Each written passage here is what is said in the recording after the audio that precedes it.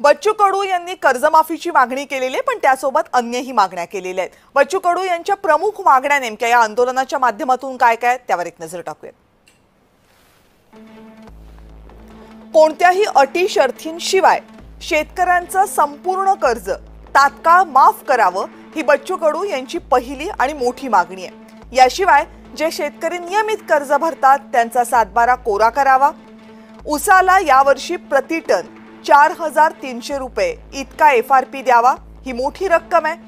कांद्याला किमान प्रति किलो 40 रुपयांचा भाव द्यावा अशी बच्चू कडू यांची मागणी आहे। गेल्या काही दिवसांपासून कांदा उत्पादक शेतकरी प्रचंड अडचणीत आहे।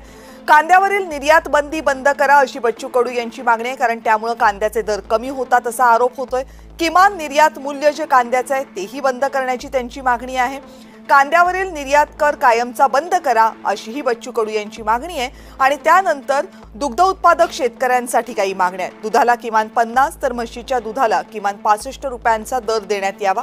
गाईच्या दुधाला 50 तर म्हशीच्या दुधाला प्रति लिटर 65 रुपयांचा दर द्यावा अशी मागणी बच्चू कडू यांनी या आंदोलनातून केली आहे।